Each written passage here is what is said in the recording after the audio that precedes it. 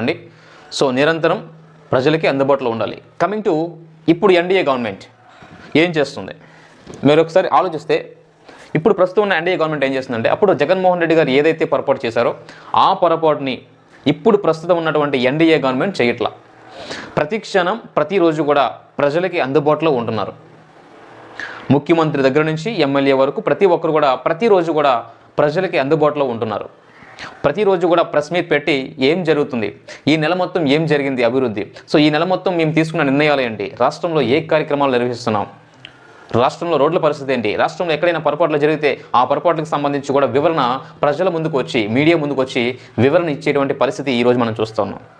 So ఇదే situation Jaganmohan Reddy గారి గవర్నమెంట్లో ఉంటే బాగుండేదేమో. కానీ అతని దురదృష్టం ఏంటంటే, గెలిచిన తర్వాత, గెలవక ముందు ఎలా ఉన్నారో గెలిచిన తర్వాత దానికి పూర్తి వ్యతిరేకంగా ప్రజలకి కనీసం అందుబాటులో లేకుండా పోవడం అనేది జరిగింది.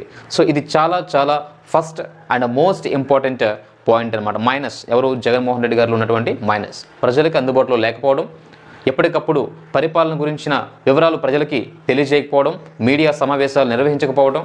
సో ఇలా ఇటువంటి ప్రజలతో ఇంటరాక్షన్ అనేది తగ్గిపోయింది అనేది నా ఉద్దేశం. అందువల్లనే బహుశా జగన్మోహన్ రెడ్డి గారిని ప్రజలు సరిగా అర్థం చేసుకోలేకపోయారేమో అని నా ఉద్దేశం. ఇక కమింగ్ టు సెకండ్